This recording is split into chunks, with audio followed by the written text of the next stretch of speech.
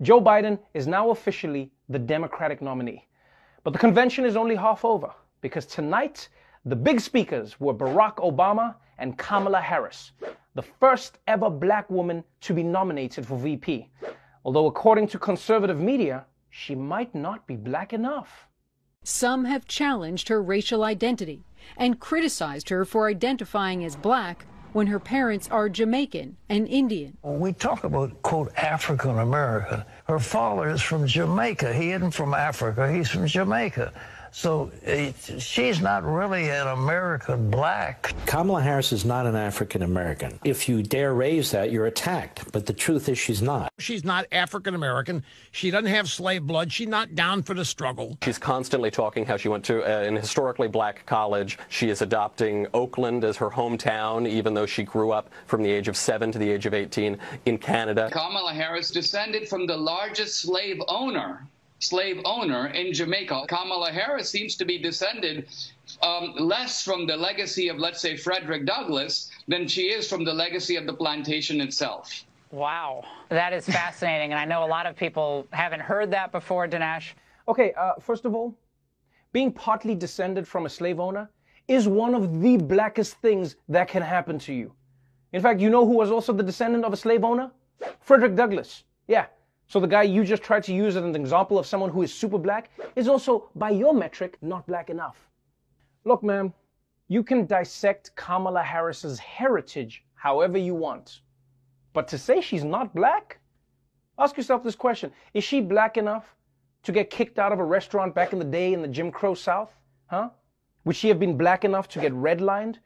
Is she black enough to be kept out of a whites-only school as a little girl? Then she's black. People want to be like, oh, you're not black, you're not black. There's a little simple test here. You know how you know you're black? If you're dating a white person, and before you meet their parents for the first time, they start a sentence with, hey, listen, so before we head inside, you're black. And what's especially ironic about these people trying to exclude Kamala from blackness is that it's the reverse of what white America did for centuries, defining as many people as black as possible, whether they wanted it or not. Color and who qualifies as black, who qualifies as white, has historically been policed not by those who were the targets of oppression, but by those who set up the system of oppression. In America, blackness was defined by that auction block. You were black if you could be put on that auction block and sold as property. Following the abolition of slavery, some Americans feared a rise in interracial relationships.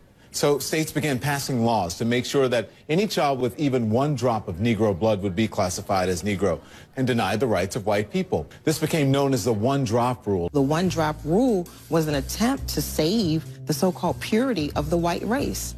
By 1925, nearly every state had a form of the one-drop rule on their books. All you need is one person, 5 generations back, who is black, and that is enough to make you black. Seriously? One black person in your family has the power to make you black, but all the white people in your family can't make you white? If anything, I feel like this was also racist to white people. I mean, imagine that. They were basically saying 10 white sperm is not as powerful as 1 black sperm. That is an insult to white sperm, and I'm offended on behalf of all my white brothers and sisters. Basically, these people were so afraid of black people that if you had so much as 1 drop of black blood, they wanted nothing to do with you. The same way if you find 1 tiny bug in your salad, then the whole thing is ruined. You either have to throw it away or give it to Stephen Miller. And here's the thing. This definition of blackness was never meant to accurately portray the black experience or many shades of blackness itself.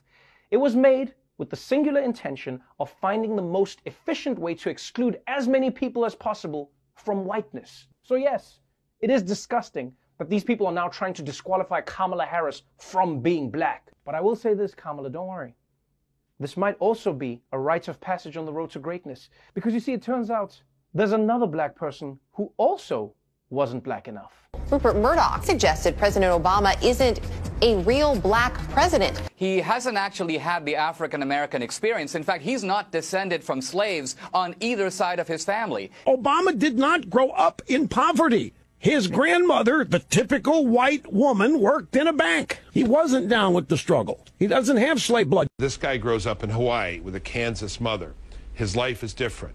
He doesn't suffer in many of the ways that blacks growing up in this country have suffered. He is not the descendant of blacks who suffered these Jim Crow laws, who suffered through slavery. He is not the son, the grandson, the great-grandson of American blacks who went through the American experience. Okay, wait, hold on. So these people agree that the American black experience is about struggle, suffering, and oppression. But when black people are protesting that oppression in the streets, suddenly they're like, why are you guys protesting? You people got your Marvel movie? You guys remember Wakanda Forever? I don't know why you guys are complaining. And that's one of the things I've always found particularly interesting. Your blackness as a person is never questioned in failure, but in success, it gets put under the microscope. Like when a black person steals something, or when they sell crack, or when they shoot another black person, I've never heard anybody on Fox News going, hold on. This might not be black on black crime. Maybe it's half Indian on black crime. Or maybe his great-grandfather was a white man, crime on crime. But as soon as blackness is being considered for excellence and perfection, what is often being considered the domain of whiteness, that's when white people start questioning someone's black credentials. I mean, look at Obama. He spent his entire life as a black man, even had the fro. But as soon as there was a chance that he was going to become the first black president, all of a sudden it was, well, he's not like black. I mean, if anything, he was more shaped by his white mother from Kansas. So if anything, America's getting its first tan president. But then a funny thing happened. Once Obama got into the White House and conservatives didn't like his policies, he magically transformed into that black-ass homeboy who's destroying the country. Didn't hear a lot about his white mom in Kansas then. So I guess that's the silver lining for you, Kamala. Fox News may be questioning your blackness now, but best believe, the second you step foot into that White House with Joe Biden and you make a few decisions they don't like, trust me, you'll be black as can be.